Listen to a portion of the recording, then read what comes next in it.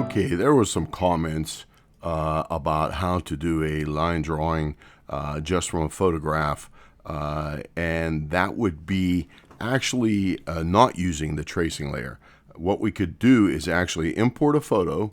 That would just be up here, import image, and then go over to wherever your photo is, locate your photo, then open it up, and then it's best to keep your paper the exact same size to scale and proportion of your photo, and then it'll just open up like this, and it'll be the exact same size as the paper. And then what I did was I just named the picture, whatever file name it was, that's how it'll come up. I just named it photo, and then I just put a drawing layer above it. And then what I will do is actually go down here to photo and make it about 40%. And then that is just so I can barely see it. And then I'll go back up to my drawing layer and then start drawing out everything that I want to include in the painting.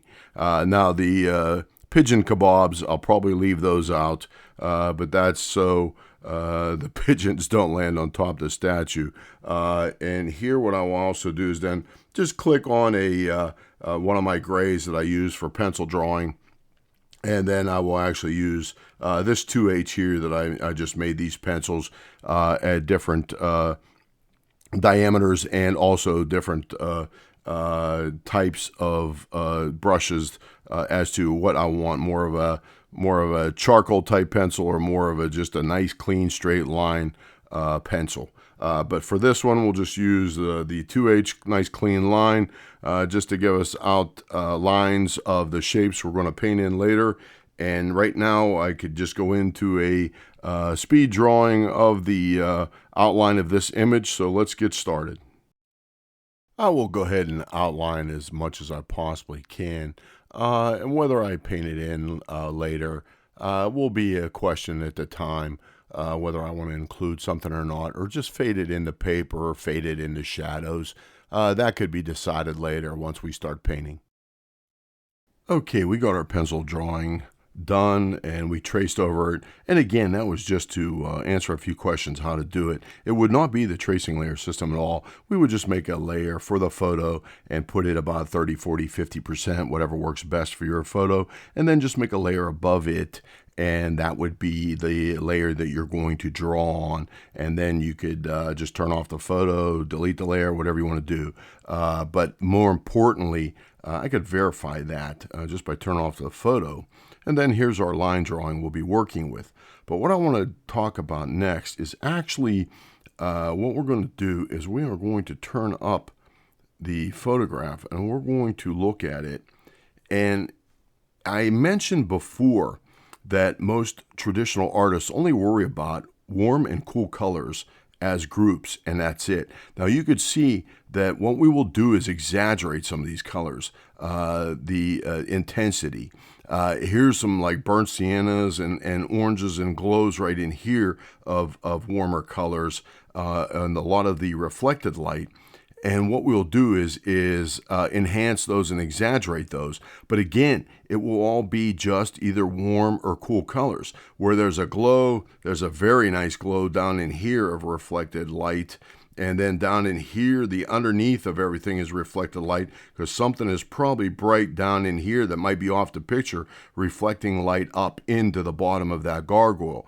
And then you could obviously tell what's in direct sunlight, and that is the borderline pure white. And as a watercolor, we could leave it pure white unless you want a little bit of texture or color in it. That's your artistic option. But now all the shadowed areas, especially this one back here behind the statue that's getting very little light, we will make that a real intense grays, blues. We'll mix some of our browns with blues, and then that way the majority of the blue will give it a cooler gray, and if we want a warmer gray, then we could just mix a little bit more browns with it. But again, when I start this, all I'll be doing is using cools and warms, and then depending on what I want. Now, here's another thing to look for, and that is, as we work, is it a straight edge or is it a soft edge?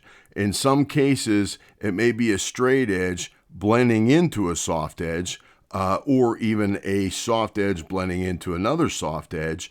or just a real hard edge like right here along the edge of the stone.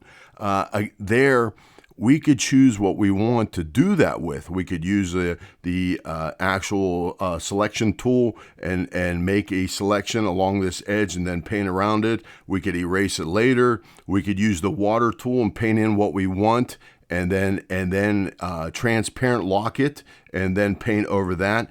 There's numerous ways of doing the same thing, but just remember, all you need is either a soft edge or a hard edge, and that's all you have to remember.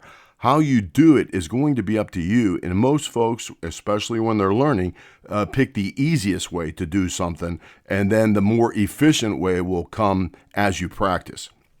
But now for this, what I will actually probably do is I will actually use sometimes the water tool, only because then if I take the water tool along here and then take the water way out, I could take my color halfway out, and then I'll have a hard edge on one side and then leave it bleed into wet water on the other side. Then I could create a hard and soft edge at the same time. But that will depend on the application of how I want to do it. If it's a soft edge, I may just take my soft brush like this one right here, a wet, round, soft, and then just paint a line straight down the middle, and that'll be already soft on both sides.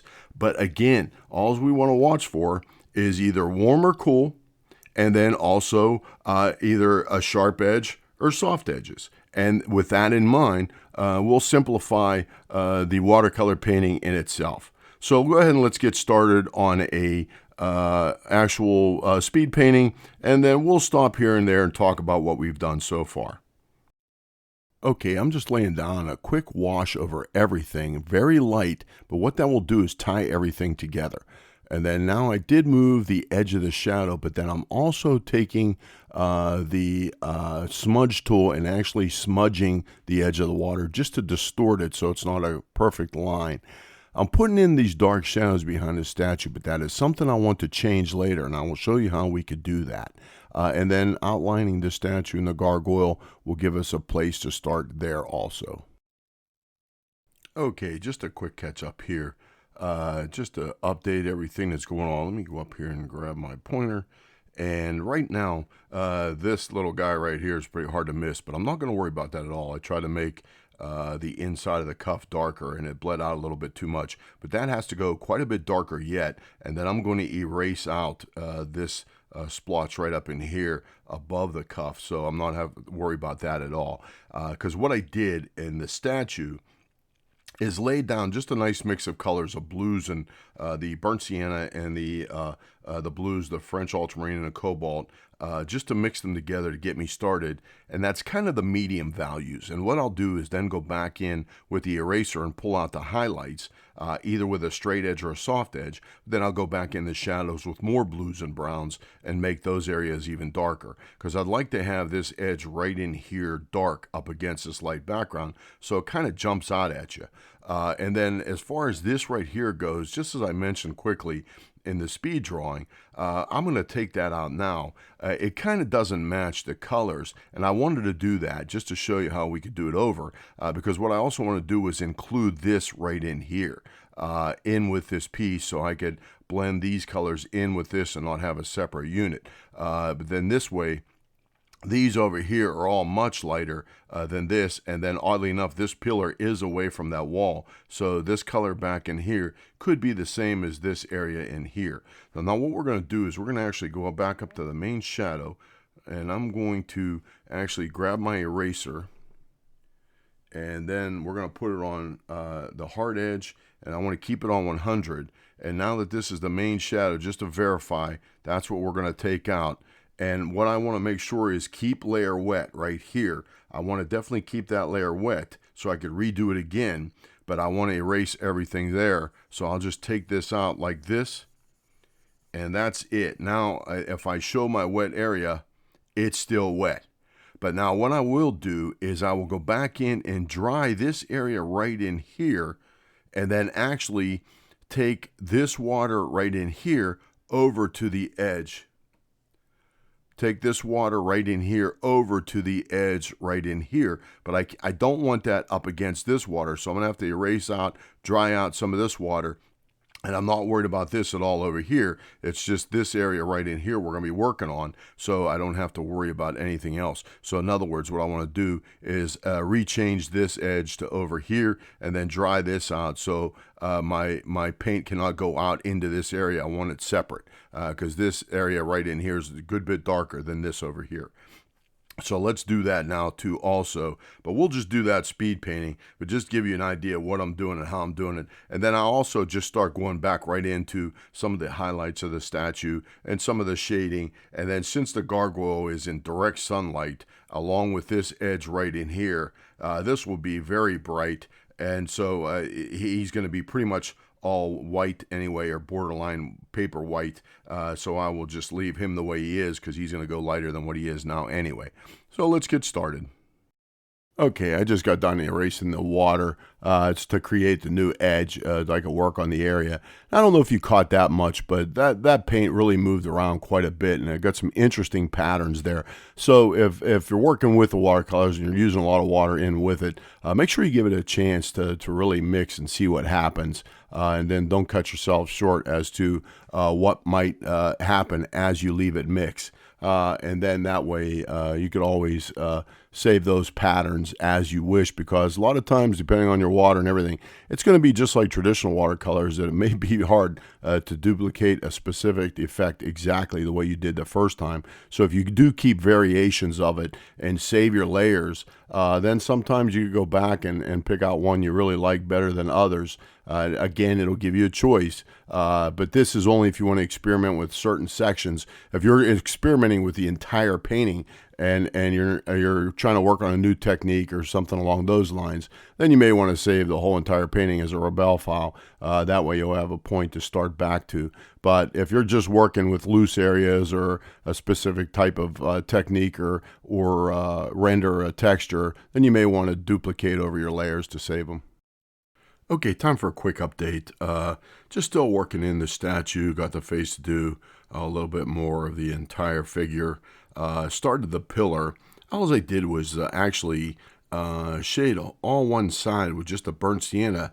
And then while it was still wet, I just took a soft brush and then just made a couple streaks of blue right down the middle. And then it softened it up. So I got my hard shadow, but I still wanted my reflected light on the inside, on the left-hand side, just from all the white over here. It has a nice glow to it.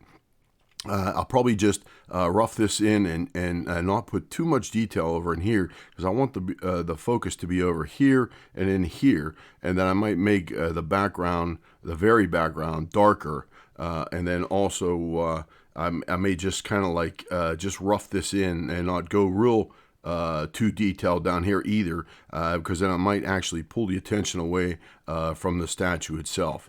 And then I'll erase some of these things out. But what I did was also make backup copies of all the wet layers. When I was working with the water tool, I just wet certain areas so I could work with them at a time, and then I used the transparent lock. But again, as I've said in the past, if you're experimenting with the whole entire painting and you're trying a new technique or something like that, then you may want to save it as a Rebelle file, and then also just have a starting point that if you want to start the entire painting over again, you will be able to do that. But if you're just experimenting, or if you're maybe having some problems with a specific area, or you're not too sure of yourself or whatever, then you could just even save sections or even duplicate them over, just duplicate a layer over, and then you'll have a backup copy just in case your experiment gets out of hand. Then you'll always have just a backup layer to fall back on when most of the painting might be okay for you. But with all that said, we'll go back in and just start getting some more of this done. And I'll probably make the shadow a little bit darker and a few other things here and there. But we'll see how it turns out here shortly. Okay, I'm just starting to pull out some of my highlights. Again, going back into the medium values and producing the highlights with the eraser, and then taking my browns and blues in the darker areas. Now, some of these areas I'm going to take even darker, and then some I'll even pull out very subtle highlights because it is in a shaded area. And then what I'll do is just keep on refining the statue, the face, go back down in and start giving washes to the side and the base The gargoyle right now, I'm just working in on the face, just roughing it in, then going back in now to the ornamentation of the pillar. And what I'll do is go back in and pull some of these highlights out once I rough in the medium values. Now down here at the base, I'm just going to rough in some of the darker colors. I'm not going to spend too much time down here because I don't want to create too much texture in a focal point to create a interest that low to the corner. Now I'm just redoing my background, making it a little bit darker so you can see the gargoyle. Okay, just a quick update of what all we have done so far. I have to turn this one layer on right here to include this down in here. And what I wanted to do is just give a little bit of a hint of what's going on down here. I'll darken up a little bit since it's underneath an overhang, but I don't want to pull too much texture or detail down in here. I'd like to keep the focal point up in here and right in here, kind of like a back and forth triangle, which is a very good shape for a portrait. But all this other little bit of work here, these just subtle values, I'll probably just leave them the way they are because that'll give the impression again of where the light's coming from. And I darken up the background again, and I put in the hint of individual blocks, and then I'll go back in and put some of the joints, just a hint here and there, and then I may make the very wall itself, even in the sun, just a shade darker. But what I'll do now is just keep on refining some of these edges of the face and make some of these areas darker, and then start to pull out my highlights of this ledge and some of the ornamentation. You could see how, for lack of better words, how busy it is down in here with how much ornamentation and detail they actually have in the stone, which is downright gorgeous. And then the fluted pillars, I'm not going to put that in because even some of the sandstone is fluted, but that's too fine of a detail for me for this kind of particular painting. So again, I'm going to go back in and work on the face, work on the robe, and refine the gargoyle a little bit, and just pull out some highlights of in here intense white. But then what I might also do is, since I'm pretty well happy with it up until this point, I can actually sandwich all of these together and just merge them all, and then go from there. And then I could go back in and erase some of the highlights down to the pure white paper, and then maybe build a few layers on top of it, just to change some values and shades, that if I want to make some things darker. But then again, I won't be committing to my final painting. So let's see if we can finish this one up. Okay, I'm just pulling out some of the highlights in the upper right-hand corner, along the ledges where the sun would be very bright, and then slowly refining my lights and darks. I like to go back and forth and just work in smaller and smaller areas, just tighter and tighter, just to go back and forth with my lights and darks to slowly refine my shapes. And then that way I could check and see if anything jumps out at me or if I'm not too happy with something. And then I'll go back in and change things around, make maybe some things a little bit more subtle than others, or just give me a chance to actually go back and redo things that I might not be happy with if I make bold changes too much too quick. Now I'm just going back in, pulling out some of the highlights of the robe, and then just still adding the smaller shadows. But again, working on different layers, it'll give me the opportunity to actually save different parts of the painting for further use. Okay, before I go over just the different things I did with the last speed painting, I want to make this edge right here real bright white also, and then even just the edge of the pillar.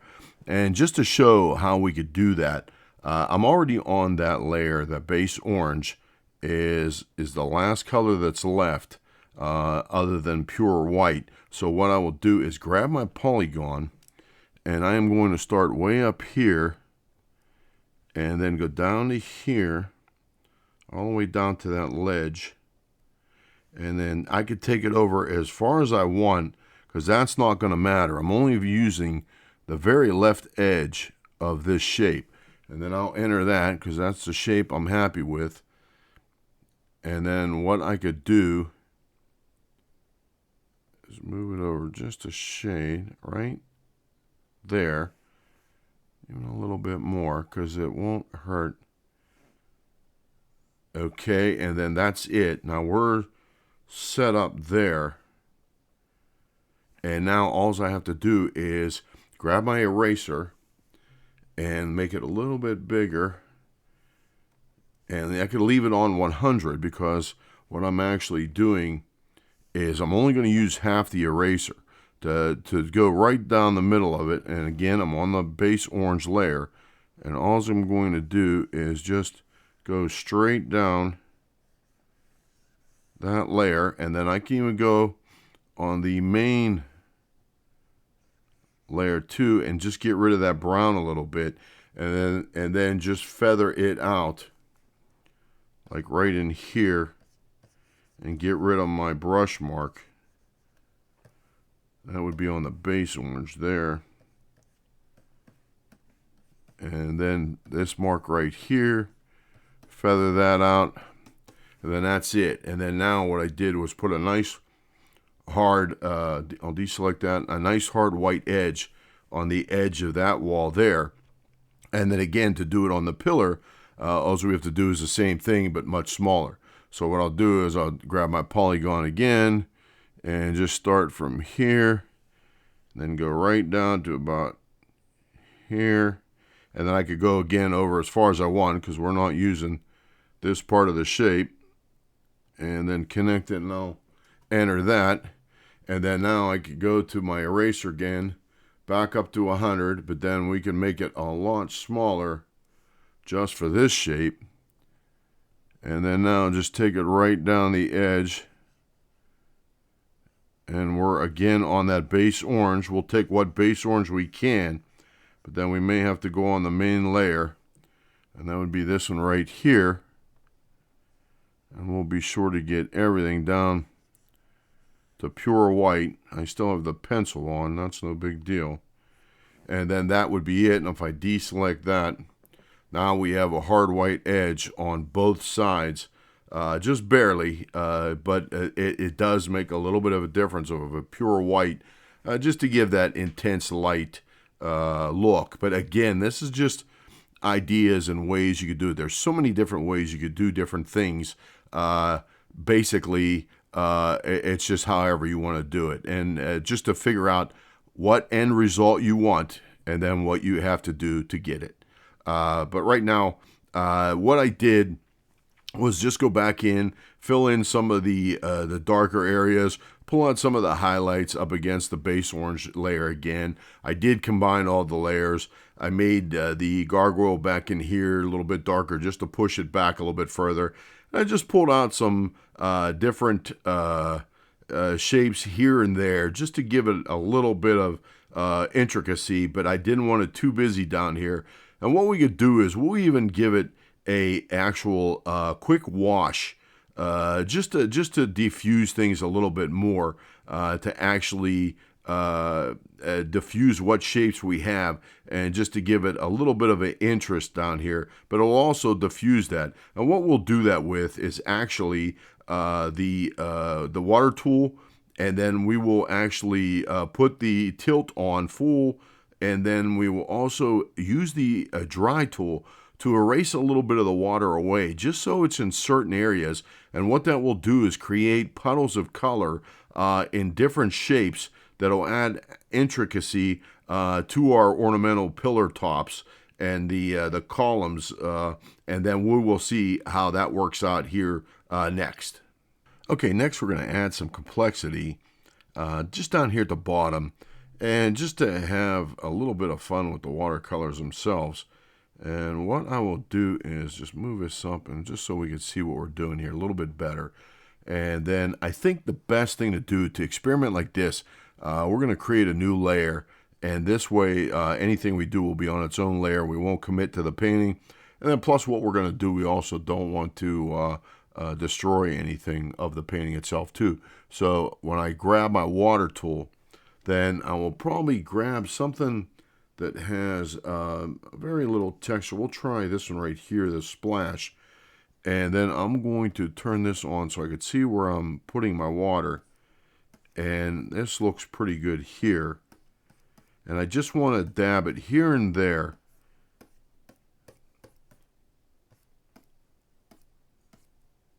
And that is it. And then I'm going to take my dry tool. I'll turn it way down size-wise. And then I'm going to just mop up with a solid brush some of this extra, because we're going to use the transparency lock with this along with the tilt, and then we're going to see what happens, what kind of shapes we could get. I'm going to take it up here. I'm just going to put this just on the very bottom, and we'll keep our highlights there, but we're going to let this run down in to the darker areas and some of the highlights even that we already have down here. And that's it. And then I want to keep this strong highlight down here. So anything you definitely want to keep, you just erase out the water, just like this. And then now that the water's there, I will go up and hit the transparency lock for that layer. Now that I have the transparency lock on, I could go ahead and turn off my show wet. And then now I'm going to turn on my tilt all the way. And then I'm going to grab a blue. And we will see. I'm going to turn the opacity way down compared to what I had. And I could turn the water up a little bit, but we don't want it running real fast. We want a chance to mix colors here. And then once I start, being that the transparency lock's on, it's only going to go where I put water down. And then grab a little bit of mauve. And then burnt sienna. And let's see what happens when those run together. And then the dark blue, the Prussian blue. And this is what we're going to get. Now we'll leave it run just a little bit and then freeze dry it. Now, so you can see it already ran too quick. We'll zoom in. And it made some interesting lines, but we needed a little wee bit more patterns than that. So now that it's still wet where it was, you can see some interesting lines here. What I'll do is add a good bit more pigment and then less water so it doesn't run as fast. And we will start with the Prussian blue. And then now you can see what this is going to do. And then the burnt sienna. And then we'll let that run just a real quick. And then stop it. And then see what we got.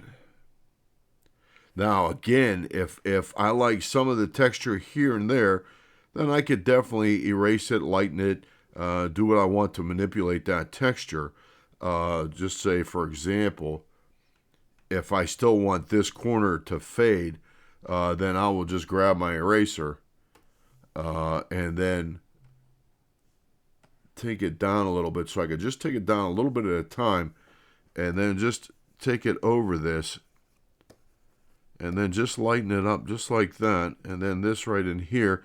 And then again, I could go back to my hard edge and take it down to the point where I could get my highlights back again too. And just bring some of those back out.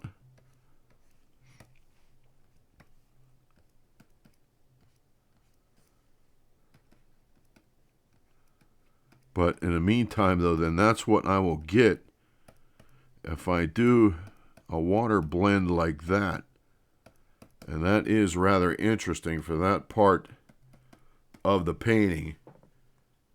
It definitely adds a little bit of complexity, but it's strictly what we could call in traditional watercolors a happy accident. Because you never know exactly how your conditions are and how your colors will mix.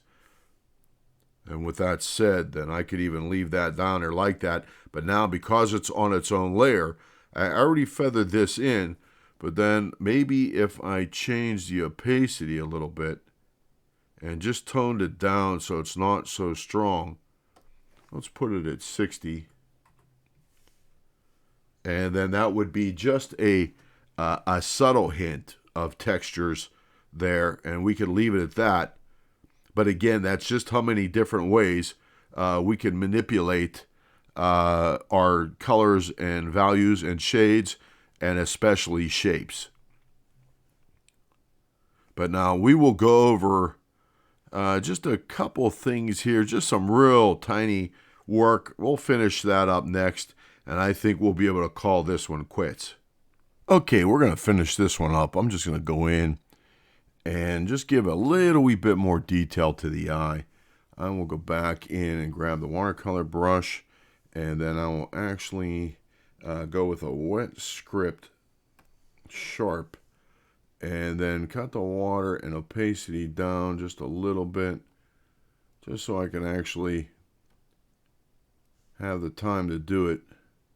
And then I'm just going to take straight brown, and we're going to just give a little wee bit of color for the eye. I have to turn my transparency lock off, but I will just stay on that layer. A little bit more opacity.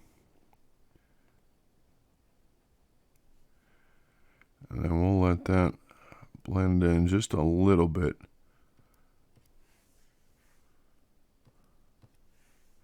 And then I'm going to put one darker dot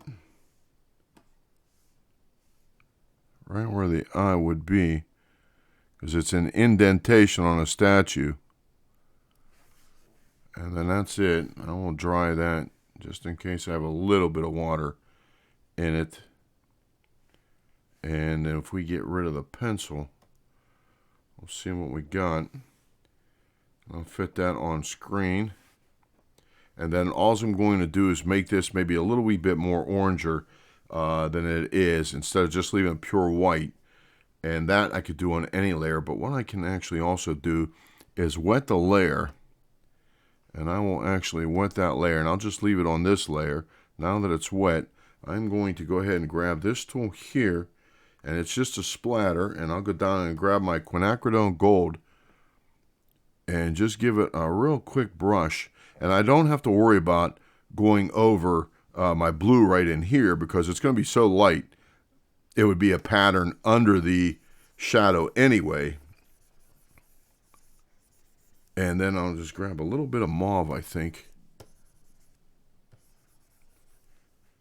And then if we want, we could put even a little wee bit of burnt sienna just down in here to tie in this burnt sienna with it. And that's it. And then leave that blend real quick. Quick dry it there. And just give it just a little wee bit of texture to the wall itself. And that would be it. And then I will actually take a quick look around, and I think that's about it. We could always refine some of these shapes and areas, but again, that would be up to the artist how much they want to still further this painting, because keep in mind, there's always something you could do to a painting depending on how far you want to go. But in this case, I think I would just call this one quits for the sake of a demo, because there's really not too much else I could show you on this one. So with that said, until I see you next time in the field or in the studio, thanks again for watching. Bye for now.